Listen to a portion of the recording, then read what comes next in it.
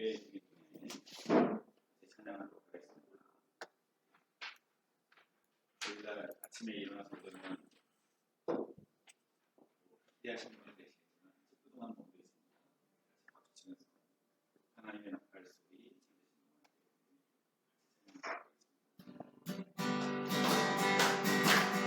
하나님의 나팔 소리 천지 진동할 때 예수 영웅 중에 노릇하시고 천사들을 세게 만든 모든 곳에 보내어 구원받은 성도들을 모으니 나팔 불 때 하리 나팔 불 때 하리 나팔 불 때 하리 부를 때 같이 찬양하게 돼 무릎 속에 잠자는 자 그때 다시 일어나 영화로운 주를 지키노니 주가 택한 모든 성도들을 하고 온나야 몸중에서 그의 얼굴에 나팔 불 때 하리 나팔 불 때 하리 나팔 불 때 하리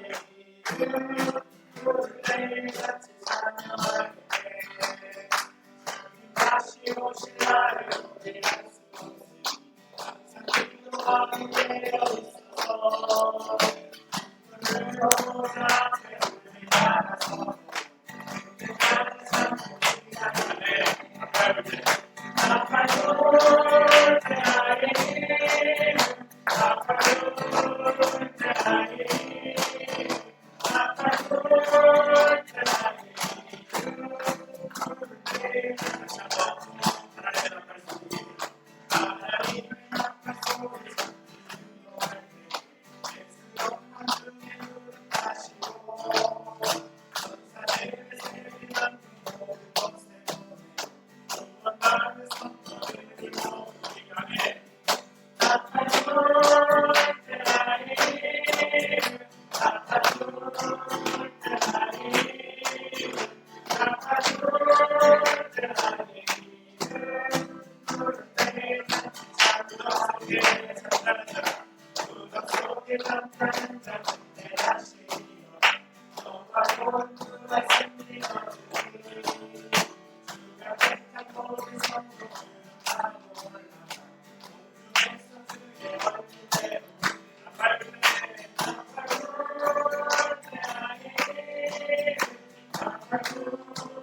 때 하리 나팔 불 때 하리 부를 때 같이 찬양하실 날을 주님 다시 오실 날을 우리할 수 없으니 항상 기도하고 깨어 있어서 기쁨으로 보좌 앞에 우리 나가서 그때까지 참고 기다리네 나팔 불 때 하리 나팔 불 때 하리 나팔 불 때 하리 부를 때 같이 찬양하게 돼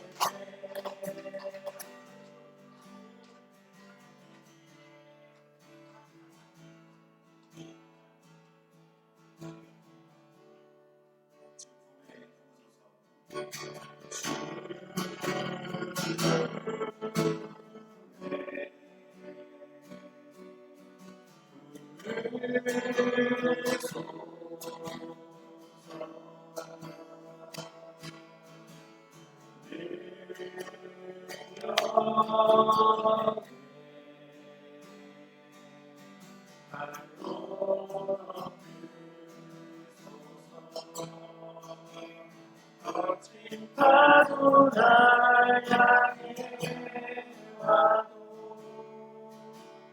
주와 함께 나오리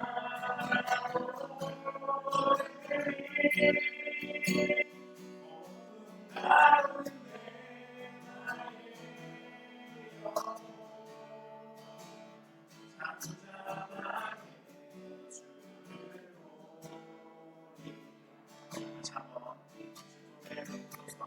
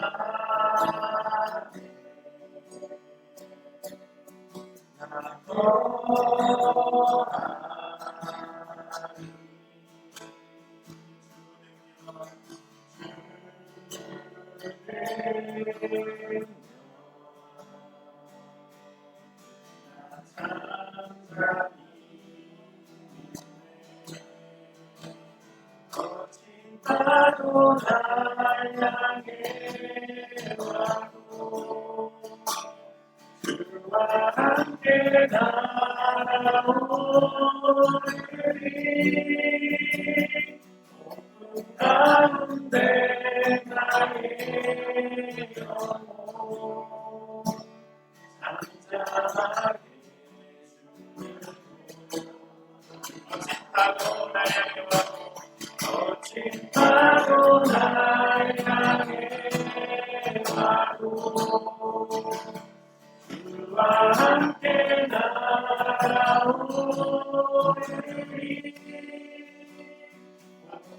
가운데 나의 영혼 잠잠하게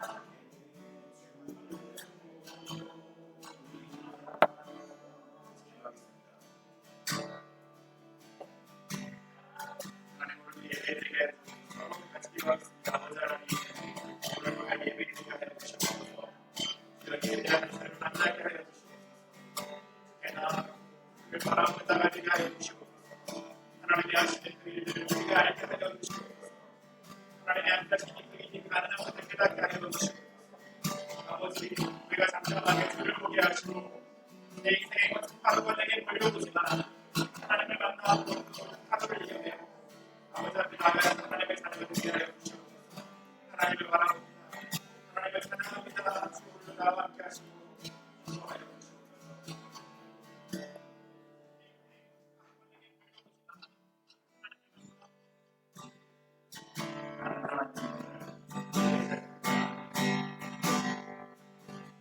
하나님 예배하니 예배자입니다.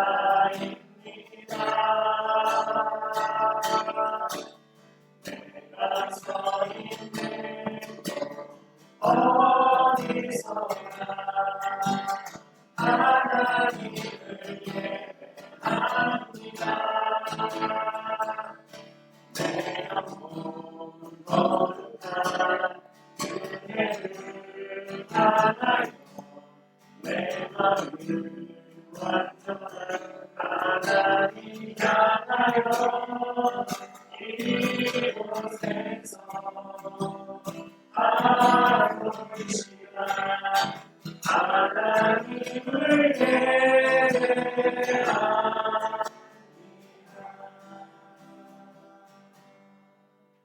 다시 한번 기도하겠습니다. 하나님 아버지 우리에게 말씀하여 주시고 인도하여 주시옵소서.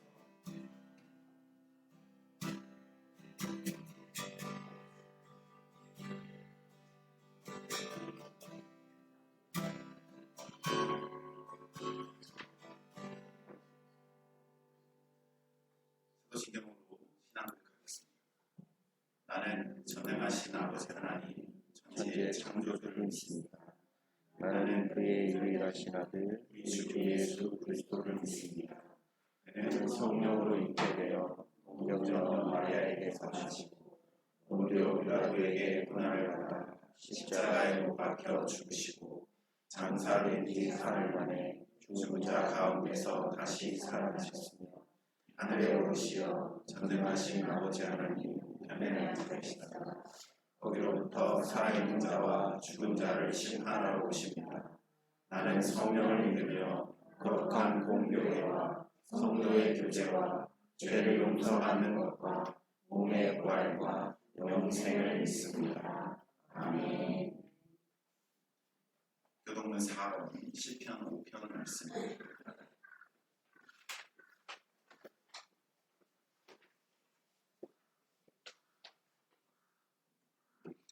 여호와여 나의 말에 귀를 기울이사 나의 심정을 헤아려 주소서. 나의 왕 나의 하나님이여 내가 부르짖는 소리를 들으소서. 내가 주께 기도하나이다. 여호와여 아침에 주께서 나의 소리를 들으시리니 아침에 내가 주께 기도하고 바라리이다. 주는 죄악을 기뻐하시는 신이 아니시니 악이 주와 함께 머물지 못하며 오만한 자들이 주의 목전에 서지 못하리이다. 주는 모든 행악자를 미워하시며 거짓말하는 자들을 멸망시키리이다. 여호와께서는 기운 이기를 즐기는 자와 속이는 자를 싫어하시나이다. 오직 나는 주의 풍성한 사랑을 힘입어 주의 집에 들어가 주를 경외함으로 성전을 향하여 예배하리이다. 여호와여 나의 원수들로 말미암아 주의 의로 나를 인도하시고 주의 길을 내 목전에 걷게 하소서. 아멘. 이 시간에 같이 기도하겠습니다. 주간 시간 나의 죄를 들은 다 알고 계시는 하나님 내가 이런 잘못을 저질렀습니다. 용서하여 주옵소서. 진실한 마음으로 하나님께 고백하는 기도를 드리겠습니다. 하나님 아버지 은혜 내려 주시옵소서. 주여 나의 고백을 받아주시옵소서. 하나님 앞에 나와 내 입술로 주께 고백합니다. 나의 죄가 내가 한 행동들 내가 한 생각과 내가 했던 말들이 얼마나 큰 죄인가를 하나님이 가장 잘 알고 계십니다. 주님 앞에 내려놓습니다. 주여 나를 용서하여 주시옵소서. 주여 내게 은혜 내려 주시옵소서. 이 죄에서 벗어나게 하여 주시옵소서.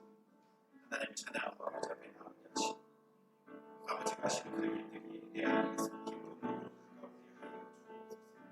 나의 죄를 아시는 하나님 사람을 미워하고 이기적인 마음 나의 이익을 위해 하나님의 말씀으로 세상을 살아갈 때 그리스도인의 삶이 아니라 급하게 내가 필요한 것, 내가 먹을 것, 내게 있는 소중한 것들을 위해 살아간다는 주의 용서하여 주시옵소서. 오늘 주 앞에 기도드립니다. 하나님 나의 그런 기도를 받아주시고 내가 하나님 앞에 상달되기를 하나님께서 이 기도를 받으시기를 주님이 하시는 그 일들이 내 안에서 벌어지기를 내게 말씀하여 주시옵소서. 나와 함께 하여 주시옵소서. 내게 하고 하신 그 일들이 아버지 일어나게 하여 주시고 내 속에 있는 더러운 마음들을 떠나가게 하시고 하나님이 하시는 그 일들을 주시옵소서.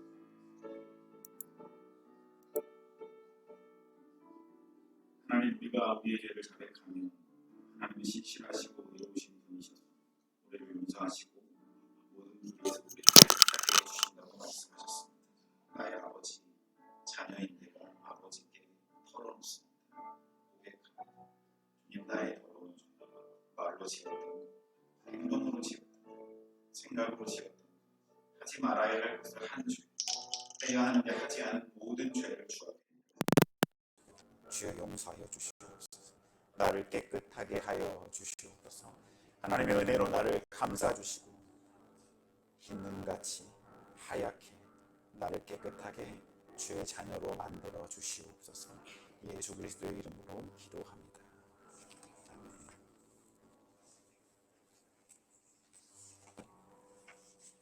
찬송가 278장입니다.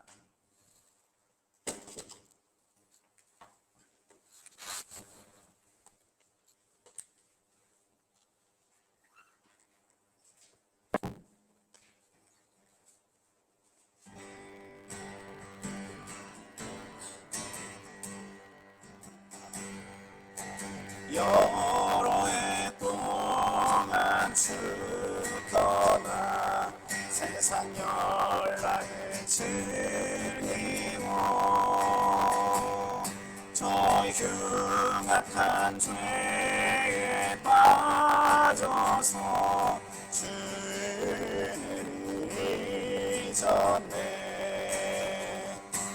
오 사랑의 예수님 내 맘을 원합니다. 오 들어와 나와 함께하며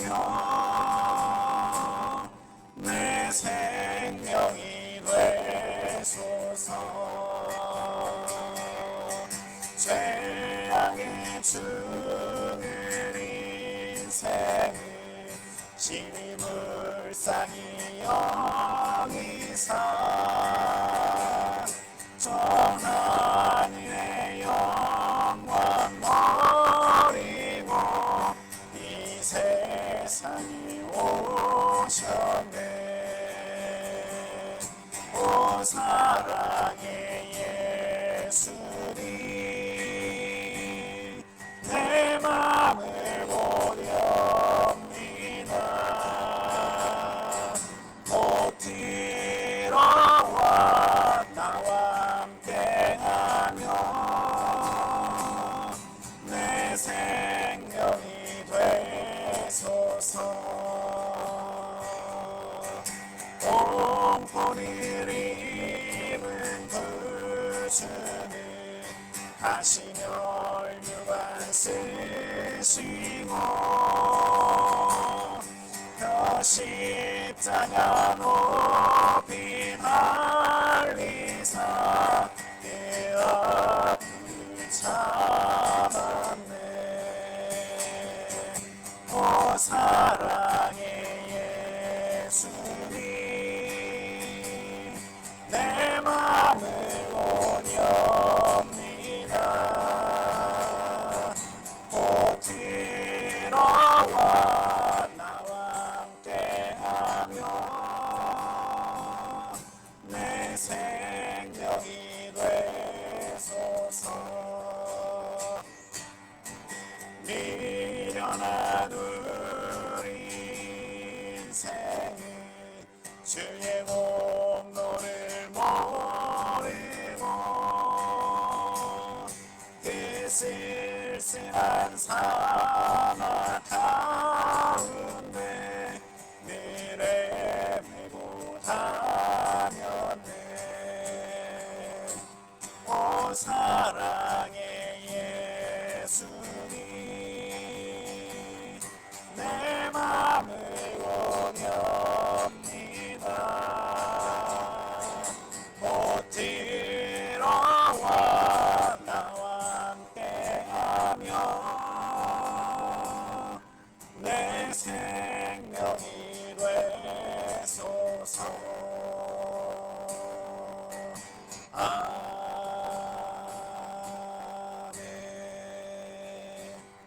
기도하겠습니다.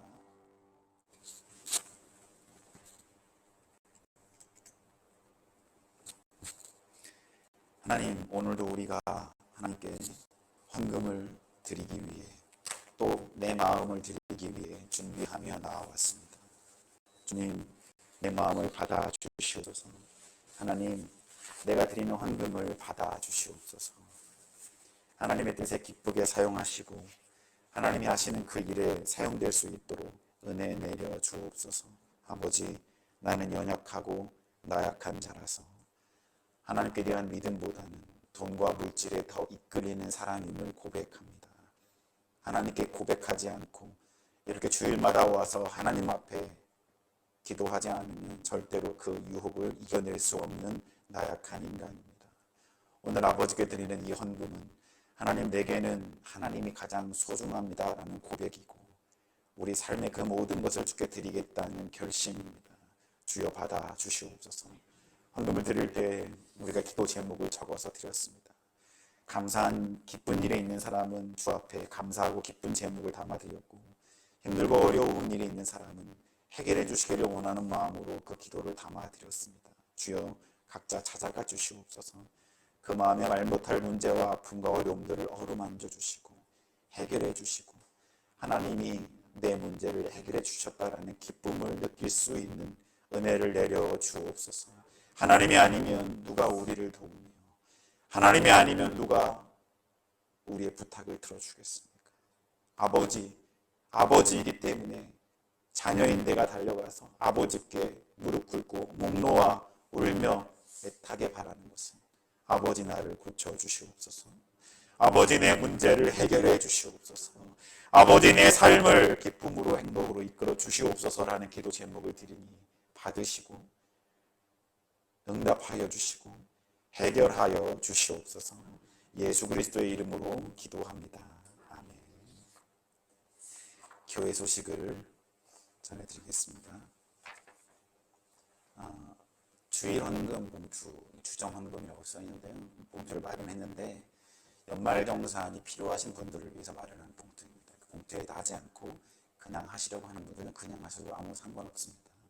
나는 연말정산을 해야 하니까 헌금 봉투가 필요하다 하시는 분만 담아서 하시면 헌금을 다 개수하고 다시 꽂아 드리겠습니다. 새로운 봉투를 써서 하시는 게 아니고 또 꽂혀 있으니까요. 1년 동안 사용하시기 바랍니다.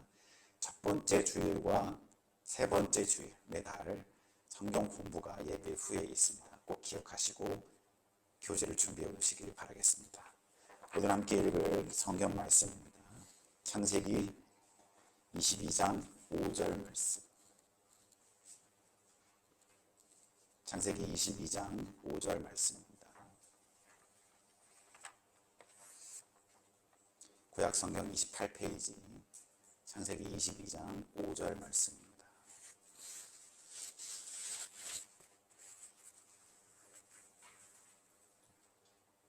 우리 같이 한 목소리로 크게 읽겠습니다. 시작. 이에 아브라함이 종들에게 이르되 너희는 나귀와 함께 여기서 기다리라. 내가 아이와 함께 저기 가서 예배하고 우리가 너희에게로 돌아오리라 하고. 아멘. 오늘도 우리가 교회에 왔는데요. 우리가 교회에 오는 가장 큰 목적이 있습니다. 뭐냐면 예배입니다. 그래서 우리는 하나님께 나의 모든 것을 담아 예배 드립니다 라고 얘기를 하죠. 그리고 또는 하나님께 예배하러 갑니다. 하나님을 예배합니다 라고 말하기도 합니다. 예전에 어른들은 어떤 말을 썼냐면요, 예배를 보러 간다 라는 말을 썼습니다. 예배를 보러 간다, 이상하잖아요. 보다.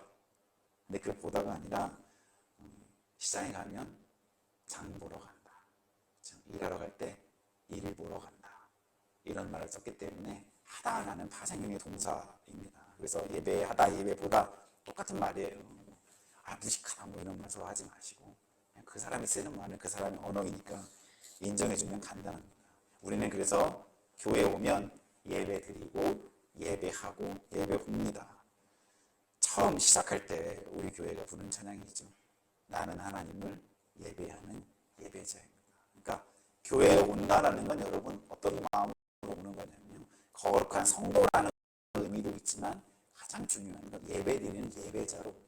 저도 설교하지만 설교자로 강단에 서는 게 아니라 한 명의 예배자로 서는 겁니다.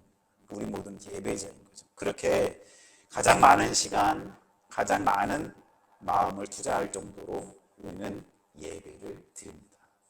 전에 있던 교회에서 예배를 참 많이 드립니다. 새벽 예배 7번, 수요 예배, 금요 예배, 구역마다 구역 예배, 주일 1부, 2부, 3부, 4부, 오후 예배 이렇게 있었거든요. 그런데 이렇게 예배를 다 합치면 16번입니다. 일주일에 16번의 예배를 드리니까 우리가 일주일에 여기 뭐가 있을까 생각을 해봤는데 두 가지가 있어요. 하나는 밥을 먹는 거고 하나는 개인적인 사정이니까 먹으면 나와야겠죠. 그건 뭐 여러분이 몇 번 하는지는 모르니까. 대충 우리가 일주일이면 21번 정도 밥을 먹는 거잖아요. 새끼니까 그 정도로 우리가 예배를 많이 드린다라고 생각하면 됩니다. 밥상에 밥을 먹으러 딱 앉으면 여러분 제일 먼저 뭘 보죠? 반찬을 봅니다. 웃긴 말이 아니잖아요. 반찬을 보잖아요. 여러분. 밥알 세 보이는 사람은 없잖아요. 근데 반찬을 딱 보면 견적이 나옵니다. 야, 오늘은 무슨 반찬이고 밥은 이렇고 국은 무슨 국이고 또 계산을 하죠. 오늘은 무슨 일이 있으니까 여유롭게 먹어야겠다. 아니면 몇 분 안에 후딱 먹어야겠다. 이런 생각을 하곤 합니다. 워낙 우리가 밥을 많이 먹었기 때문에 여러분 밥을 떠서 입으로 들어갈 때까지 지켜보다가 입에 들어간까지 확인하는 사람은 아무도 없죠. 그렇죠? 너무 많이 했기 때문에 밥을 뜨면 그게 내 입으로 들어가는 건 그냥 자동입니다. 습관적으로 가져가게 됩니다. 그래서 우리는 밥을 먹을 때 다른 짓을 할 수 있습니다. TV를 볼 수도 있고요. 다른 생각을 할 수도 있고 요즘에는 휴대폰을 볼 수도 있습니다. 심지어는 공부를 할 수도 있고 게임도 할 수 있습니다. 물론 이제 그러면 엄마한테 등짝을 한 대 맞겠지만 엄마 없을 때는 아무거나 마음대로 해도 됩니다. 예배도 여기 여기 앉아 계신 여러분 정도 되면 예배 드릴 때 순서마다 저희는 일어나는 건 없지만 앉아라, 일어나라, 찬송해라, 성경 읽어라, 귀 기울이지 않아도 몸이 알아서 반응하죠. 하루 이틀 예배 드린 것도 아닌데 워낙 많이 예배를 드렸으니까 습관적으로 예배가 몸에 배어 있습니다. 그래서 좋은 건요, 자연스럽다는 거고, 나쁜 건 뭡니까? 딴 생각을 할 수 있습니다. 여러분, 딴 생각하고 계시는 건 아니죠? 후딱 빨리 돌아오셔야 됩니다. 아무렇지도 않게 다른 생각하는 거 뭐 문제도 되지 않습니다. 하지만 세상에서 익숙해져서는 안 되는 것들이 꽤 있는데 예배가 그렇고 사랑이 그렇습니다. 아빠 사랑해. 어때요 여러분? 민망하잖아요. 영혼 없는. 익숙해지면 안 됩니다. 예배가 딱 그런데요.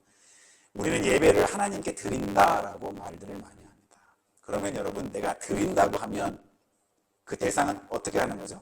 받는 거잖아요. 우리가 드렸으니까. 근데 하나님이 받을 수 있는 예배가 성경에 정해져 있어요. 어떤 예배를 받으신다고요? 하나님은 영과 진리로 예배하는 예배를 받는다 그랬어요. 너희가 주일 11시 하는 예배를 받는다. 성경에 안 써 있습니다. 9시 안 써 있어요. 수요일 전혀 언급이 없습니다. 어떤 예배만 드리냐면 하나님의 영이시니 예배하는 자가 영과 진리로 예배해라 라고 자격을 딱 적어 놓으셨습니다. 그러니까 우리가 예배 드릴 때 드리는 이 모든 상황을 하나님이 지켜보고 계시지만 하나님이 가장 중요하게 생각하는 건 우리 마음입니다. 저는 볼 수가 없어요. 근데 저도 목회자를 오래 하니까요, 조금 보입니다. 저 사람이 지금 여기 없구나. 그 생각이 많이 보여요. 제가 막 이런 생각 저런 생각 많이 하는데 그건 뭐 제가 마음대로 할 수 없는 거니까 하나님이 알아서 하시겠죠. 하나님은 오늘 우리에게 말씀하고 계십니다. 너희는 예배를 드리면 나는 받을 수 있어야 한다. 내가 받는 예배는 어떤 예배다. 그러니까 그렇게 드려라 라고 이야기하고 있습니다. 우리가 예배를 드릴 때 습관처럼 되고 익숙함에 젖어 있으면 몸은 예배당에 앉아 있고 눈은 설교하는 목사를 쳐다보지만 내 마음과 정신은 멀리 여행에 가 있을 수 있습니다. 다음 주 일을 생각할 수도 있고요. 마음과 정신이 여기에 있는지 아니면 저기에 있는지 아무도 모릅니다. 그런데 문제는 이 예배를 받는 분이 하나님이시라는 겁니다. 우리 예배가 여기서만 끝나고 마는 거면 아무 상관없는데요.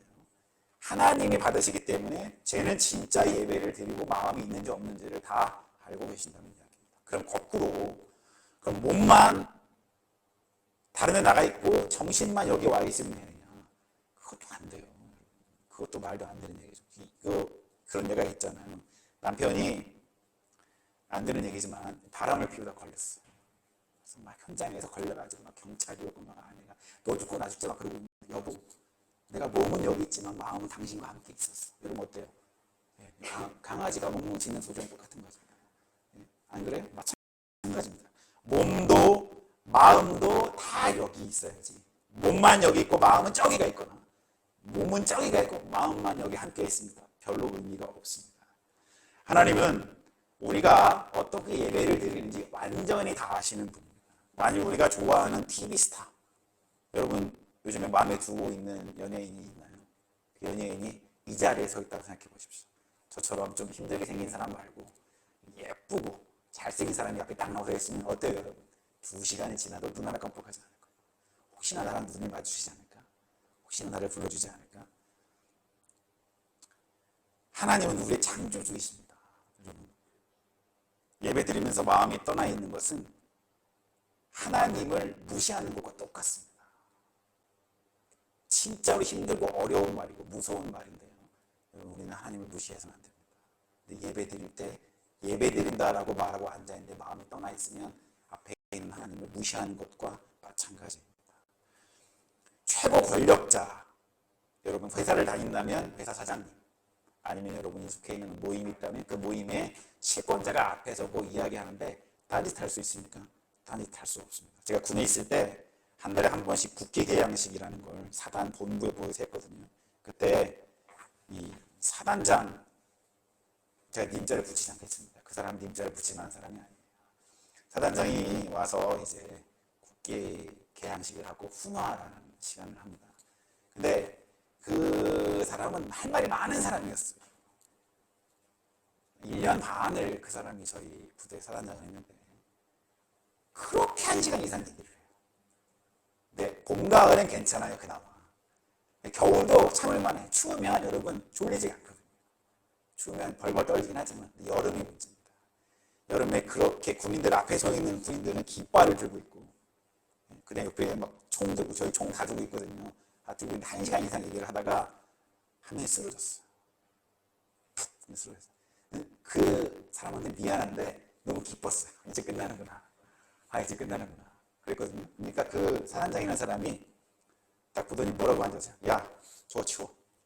그럼 25분을 더 했어요. 제가 왜 님자 안 붙였는지 아시겠죠? 근데도 여러분은 꼼짝할 수가 없었어요. 왜요? 꼼짝하면 이제 붙들려서 어디 가는 거니까. 심지어 인간인데 그 인간 중에 높은 권력자가 앞에 나와서 얘기하는데도 가만히 있는데요. 여러분, 세상을 지으신 하나님이 우리 앞에서 우리 예배를 받고 계신다 라고 생각하면 얼마나 이 예배라는 게 우리의 마음가짐을 잘해야 하는지를 깨닫게 됩니다. 그리고 또 다른 비유를 한번 생각해 봤는데요. 너무 극단적인 비유라고 생각하지 마십시오. 제가 여러분을 몰아가는 건 아닙니다. 주위에 왔는데 앞에 플래카드가 딱 걸려있어요. 상금 1억이 걸린 귀지대에 딱 써있어요. 그런데 그 귀지에 대한 힌트는 예배 중간중간에 나갑니다. 그럼 여러분 어떻게 할까요? 숨도 안 쉴 거예요. 그렇죠? 뭘 할까? 남편? 자식? 아무 생각 없지. 이거 1억을 내가 타야 되니까. 그래 1억에도 가까워지니까. 목사님이 말하는 토시 뭐? 제 힌트인가? 어때요 여러분? 그렇죠? 그러니까 예배는 습관적이 되면 안 돼요. 그러니까 예배 많이 드린다고 좋은 게 아니고 한 번에 예배를 드릴 때 얼마나 마음을 담아 예배를 드리는가 가장 중요합니다. 처음 하나님을 만났을 때를 여러분 한번 생각해 보십시오. 저 처음 하나님 만났을 때 중학교 2학년 때였는데 예배 드릴 때마다 울었어요. 너무너무 그게 제가 왜 울었는지도 모르겠어요. 그런데 그 예배 드릴 때마다 울었는데 어떤 마음이냐면 예배에 너무 가고 싶은 거예요. 학교에 있는데도 예배 가고 싶고 집에 있진 않아요. 어딜 가도 교회에 가고 싶고 예배도 수요 예배, 금요 예배, 심지어 새벽 예배도 저는 꽤 나갔습니다. 사람을 만나려고 아니요. 말씀 듣고 찬송하는 게 너무 좋았어. 하나님 아버지라고 부르는 게 너무나 좋아서 그전에는 못 불렀거든요. 왜 입에서 안 나왔으니까. 왜 하나님이 내 아버지야? 우리 집에 있는데 아버지는. 그러다가 방언을 받고 그러다가 하나님을 사랑하는 마음과 예수님의 십자가를 쳐다볼 수 있는 죄인의 마음을 가지고 예배를 드렸습니다. 그 예배를 저는 작년에도 700번 넘게 드렸어요. 그런데 여러분 그런 감동을 거의 느끼지 못했어요. 저 예배 준비와 예배 진행 상황에 신경 쓰는 사람이었기 때문에 전혀 예배에 대한 감동을 느끼지 못하다가 요즘에서야 예배를 드리고 주일날 와서 기도를 준비하고 또 예배 드리면 여러분과 교감하면서 진짜 예배의 감동을 느끼고 있습니다. 그렇다면 하나님이 찾고 계시는 참된 예배가 무엇인가? 어떻게 드리는 예배가 진짜 예배인가를 우리가 알아볼 필요가 있는데요. 이런 생각이 들면 한 가지 방법이 있습니다. 제가 좋아하는 방법인데 성경에 그 단어가 어디 나오는지 찾아보는 거예요. 그리고 더 중요한 건 가장 처음 그 단어가 나온 곳을 찾는 겁니다. 오늘 우리가 읽은 창세기 22장 5절은요. 성경에서 예배가 제일 처음 나오는 그런 구절입니다. 예배라는 단어가 여기에 처음 나옵니다. 아브라함이 뭐하러 간 거죠? 하나님의 명령으로 이삭을 번제로 바치기 위해 모리아 산으로 갔습니다. 그 산 앞에 도착을 했어요. 여러분 번제라는 게 뭔지 아시죠?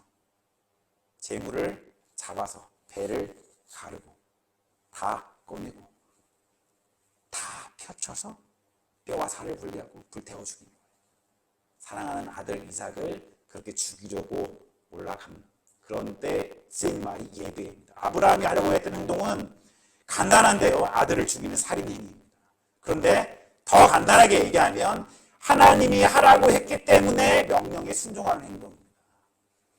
아브라함은 이거를 뭐라고 표현하고 있냐면 나는 예배드리러 간다. 다른 말로 이야기하면 하나님이 시키신 일을 순종하러 간다. 아브라함의 예배에 대한 정의가 여기 나와 있습니다. 뭐라고요? 하나님이 시키신 일에 순종하는 것. 이것을 예배라고 말합니다. 예배 형식은 교단마다 교회마다 다 다릅니다. 우리가 각자 자리에서 개인적으로 예배를 드릴 때도 있고 큰 집회에 참여해서 다양한 형식과 여러 가지 순서로 예배할 수 있지만 예배의 본질은 단 한 가지입니다. 우리가 드리고 하나님이 받는데 우리가 뭘 드리는 거예요? 하나님 말씀에 대한 순종을 드리는 겁니다. 하나님의 뜻에 온전히 순종하면 그걸 예배라고 우리는 말할 수 있습니다. 오늘 아브라함이 이삭을 번제로 바치려고 한 모리아산이 나오죠. 그 모리아산이라는 곳이 어디에 있는지 학자들의 의견은 분명합니다. 그런데 성경에 보면 모리아라고 지명이 하나 나온대요. 역대하 3장 1절에 보면 솔로몬이 예루살렘 모리아산에 여호와의 전 건축하기를 시작하니 라고 나옵니다. 그러니까 여기서 언급된 모리아가 아브라함이 이삭을 제물로 바친 그 모리아산인지는 학자 간의 의견이 분분합니다. 하지만 그렇다라고 주장하는 사람들의 의견을 들어보면 예루살렘이라는 곳의 옛날 지명이 뭐였어요? 모리아산이었습니다. 그리고 그 예루살렘이라고 말했던 이 모리아산은 좋은 품질의 돌이 많이 있었어요. 그래서 석공들이 그 돌들을 많이 떼갔어요. 옛날은 기계로 떼갈 수 없잖아요. 그러니까 자기가 가져갈 수 있는 노새나 나귀가 실 수 있을 만큼만 돌을 떼갔습니다. 그러니까 군데군데 구멍이 뚫려 있겠죠. 그걸 뭐라고 불렀냐면 해골 같다라고 했고, 성경에 해골을 나타내는 단어가 하나 있죠. 골고다라고 이야기를 합니다. 그러니까 모리아산은 예루살렘이었는데 예루살렘은 골고다 언덕을 의미하는 곳에 있다라고 우리는 볼 수 있습니다. 그리고 수천 년 아브라함이 이삭을 번제로 바치려고 했던 그 장소에서 우리를 죄에서 구원하시기 위해 하나님의 아들이신 예수님이 십자가에 매달려 죽으셨습니다. 아브라함이 했던 예배, 예수 그리스도가 했던 십자가의 죽음, 뭐가 같죠? 하나님의 말씀에 순종한 행동입니다. 예수님은 그 순종을 통해서 진짜 예배가 무엇인지 우리에게 몸소 보여주셨습니다. 어떤 사람은 예배가 전통적인 스타일인지 현대적인 스타일인지, 아니면 목사님이 가운을 입는지, 아니면 목사가 정장을 입는지, 아니면 편안하게 입는지. 편안하게 입는 목사님들 많이 있더라고요. 근데 뭐 그런 걸 중요하게 생각하는데 그건 예배의 형식일 뿐이지 본질은 아닙니다. 예배는 형식이 중요한 것은 아닙니다. 하지만 여러분, 그렇다고 다 때려치고 내가 하고 싶은 것만 하고 갈 거야, 이건 아니잖아요. 그 형식보다 더 중요한 게 뭐예요? 내용과 본질입니다. 우리가 컵에 물을 따라 마시잖아요. 컵도 중요하죠. 하지만 뭐가 더 중요합니까? 이 안에 들어있는 물이 더 중요합니다.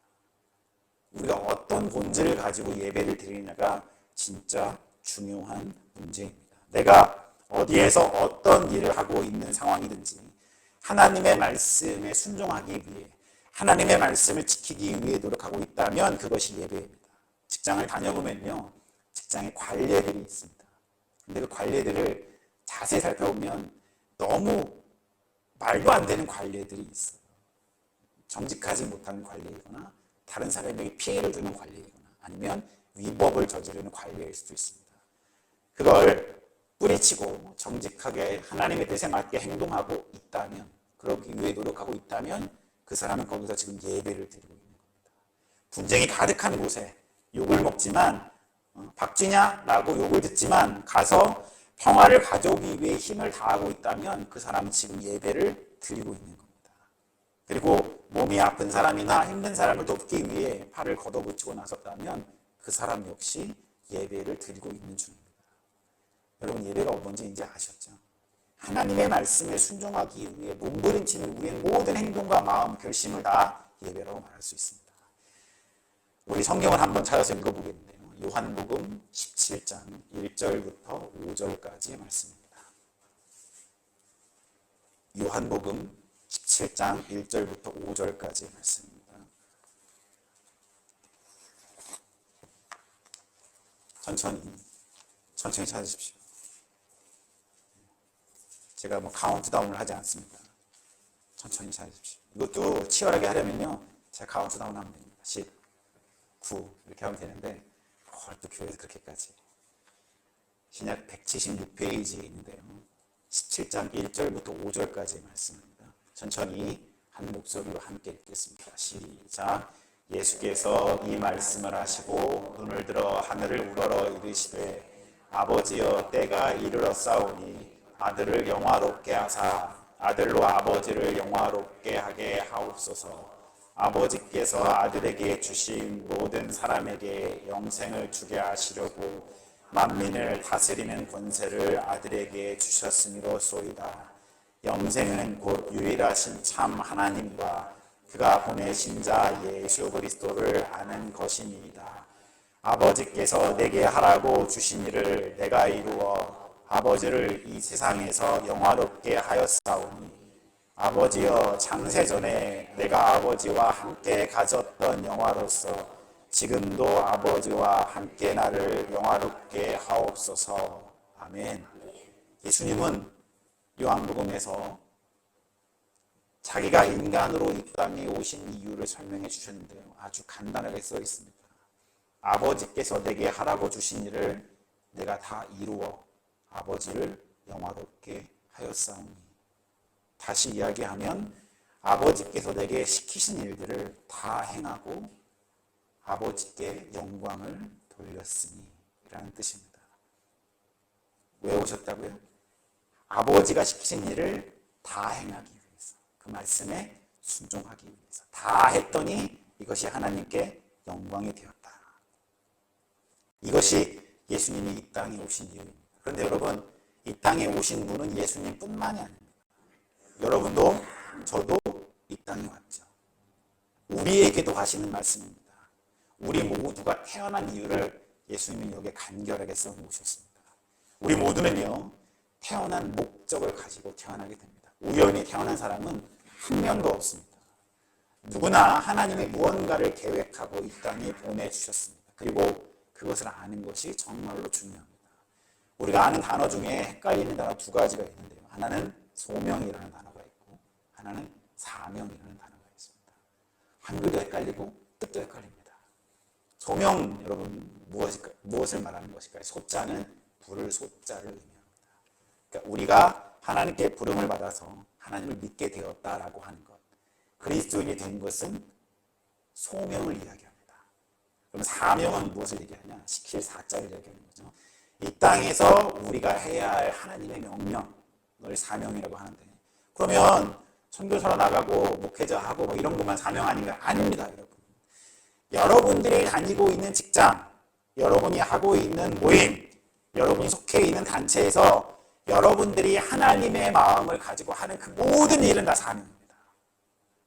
나는 하찮은 일을 하고 있다. 저는 그런 일이 어디 있어요? 없습니다. 예수님은 목수였어요. 목수가 하찮다는 게 아니라 직업을 가지고 위아래로 나누는 게 하찮은 일입니다. 누가 나눴대요? 자기가 나눈 겁니다. 아무 의미 없는 일이에요. 내가 나의 직업, 나의 일, 그리고 내가 있는 단체, 내가 속한 가족에서 내가 하나님의 말씀과 명령을 지키기 위해 하고 있는 그 모든 행동이 우리의 사명입니다. 그러니까 나는 아직도 사명을 발견하지 못했어. 틀린 말입니다. 하나님은 우리를 왜 이 땅에 보내셨다고요? 하나님이 명령하신 것들을 다 지키게 하기 위해서. 우리를 구원하시기 위해 이 땅에 오신 예수님은요, 사명이 뭐였어요? 우리를 위해 십자가에서 죽는 거였어요. 그건 예수님께만 해당되는 일이 아닙니다. 저와 여러분, 그리고 이 땅에 있는 모든 그리스도인들에게 다 해당되는 일입니다. 그것뿐만이 아니죠. 예수님이 세우신 교회도 마찬가지입니다. 교회는 누구 거라고요?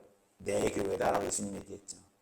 그러면 예수님이 세우신 예수님의 교회도 어떤 일을 해야 합니까? 하나님의 말씀에 순종하기에 노력해야 합니다. 오직 하나님의 말씀을 순종하고 그걸로 하나님을 영화롭게 하는 길로 달려가야 하는 것이 교회의 목적이 되어야만 합니다. 잠언 22장 5절에 보면 마땅히 행할 길을 아이에게 가르치라. 그리하면 늙어도 그것을 떠나지 아니하니라 라고 나와 있거든요. 여기서 자녀들에게 가르칠 마땅히 행할 일이 무엇입니까? 하나님의 말씀에 순종하는 것. 여러분, 우리는 자녀를 가르쳐야 돼요. 교육해야 합니다. 뭘 가르쳐야 합니까? 하나님의 말씀에 순종하도록 가르쳐야 합니다. 그런데 자녀를 키우는 게 어렵잖아요. 자, 여러 가지 일을 다 해봤는데 세상에 제일 어려운 게 뭐야? 애들 키우는 거야. 육체적으로, 어렸을 때 육체적으로 힘든데 크면요 정신적으로 힘들어집니다. 애들은 또 보는 거 따라 하거든요. 저 어렸을 때 중학교 3학년 때 할머니, 외할머니가 돌아가셔서 시골에 갔는데 그때는 장례를 시골에서 치렀습니다. 집에서 마당에 이렇게 멍석 펴놓고 마루 위에 할머니 사진 올려놓고 온갖 음식 제사상처럼 차려놓고 그 지렀는데 사람들 오면 이제 그 마당에 펴놓은 멍석 이런 데 앉아가지고 뭐 먹고 마시고 저녁 늦게 무다고 펴놓고 뭐 치고 던지고 와 이거 놀고 돈 따고 이렇게 옛날에 했었어요. 근데 그때는 고기라는 걸 했습니다. 여러분 아세요? 상여가 이렇게 나가기 전에 고기라는 걸 하게 되거든요. 상여도 그 예쁘잖아요. 어렸을 때 보면. 그 앞에 깃발 들고 한번 해보고 싶었는데 아직 못 해봤습니다. 이제 할 일도 없고. 고기 어떤 거냐면 상주들이 상복을 입고 새끼줄을 메고 지팡이를 들고 서가지고 아이고 이거 하잖아요. 어른들은 알 거예요. 본 사람들은 아실 테지만 저도 그걸 보고 참 뭘 저걸 저렇게 하고 있는데 그래야 뭐 혼을 위로한다나 뭐 이런 말도 안 되는 얘기하면서 하고 있더라고요. 그리고 하다가 식사 시간이 되면 어른들의 밖으로 다 빠집니다. 밥 먹으러. 그럼 이제 일찍 밥을 먹은 초등학교 1학년, 2학년 애들이 와가지고 아이고 와서 지들 그러고 있는 거예요. 그냥 보고 배우는 거니까 간단합니다. 맹모 삼천지가 괜히 있는 게 아니에요. 마찬가지입니다, 여러분. 마땅히 행할 길을 아이에게 가르치리라. 그러면 늙어서도 떠나지 않을 것이다. 부모는 행동으로 아이에게 가르쳐야 합니다. 어떤 행동으로? 하나님의 말씀에 순종하는 행동으로 아이에게 가르쳐야 합니다. 그래서 아이를 가르치는 최고의 목적은 뭐예요? 하나님을 기쁘게 하는 것. 근데 하나님이 어떻게 해야 기뻐하신다고요? 하나님의 말씀에 순종하는 것. 이것이 진짜 예배의 뜻입니다. 우리는 지금도 예배를 드리고 있습니다. 이 예배 안에 하나님을 향한 감사와 찬양이 있고 주의 말씀을 들으면서 하나님 말씀대로 살지 못해 죄송합니다. 나도 저렇게 살아야지 하는 마음이 우리에게 있다면 우리는 지금 진짜 예배를 드리고 있는 중입니다. 진짜 예배는 사람을 회복시킵니다. 진짜 예배는 사람을 변화시킵니다. 진짜 예배에는 회개와 기쁨이 넘쳐나게 됩니다. 군대 처음 가서 교회 갈 때, 교회 간다고 할 때마다 혼인하고 맞았습니다. 물론 주일은 여러 가지 정비를 해야 하고 막내가 이불도 빨아야 하고 청소도 해야 하는 날인데 이제 들어온 놈이 주일에 교회를 가겠다. 말도 안 되는 얘기를 하고 그렇게 혼을 내고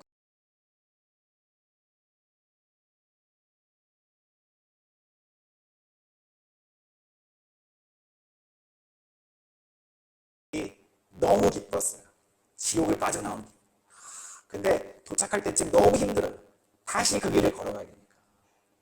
지옥에서 와서 천국으로 갔다가 천국에서 지옥으로 가는 거예요. 그래서 교회 십자가만 보면 눈물이 흘렀어요. 내가 진짜 이렇게까지 생각이 교회로 와야구나. 앉아서 계속 울었어요. 아마 목사님이 미친 거 아니야? 이렇게 생각했을 거예요. 계속 등치 큰 걸 가지고 이렇게 울고 있으니까.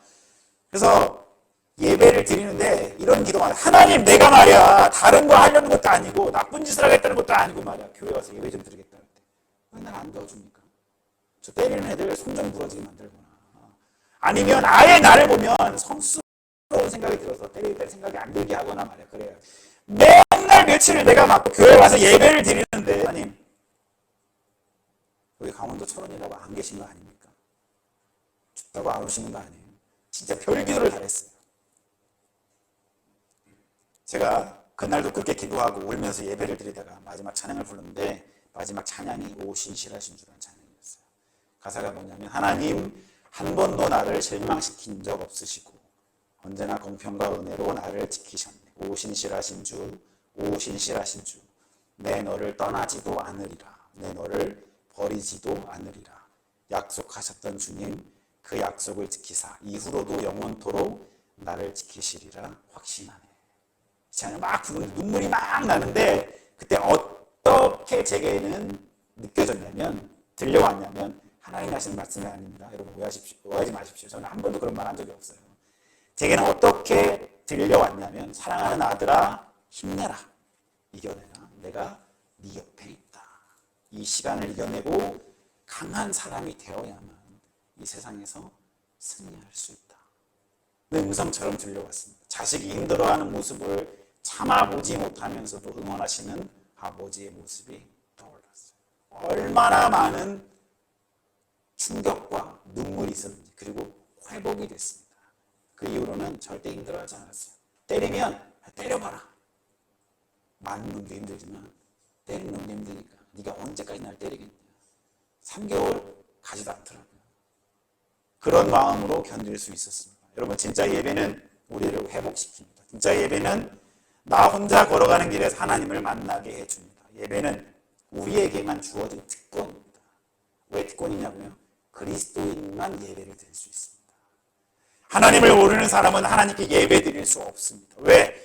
하나님이 이 세상의 주인이시고 전지전능하신 분이신데 그분을 모르기 때문에 그분께 예배할 수 없습니다. 우리만 하나님을 찬양하고 예배할 수 있습니다. 성경은 지금은 거울을 보는 것처럼 희미하지만 그 당시에는 천국 거울 같은 거였잖아요.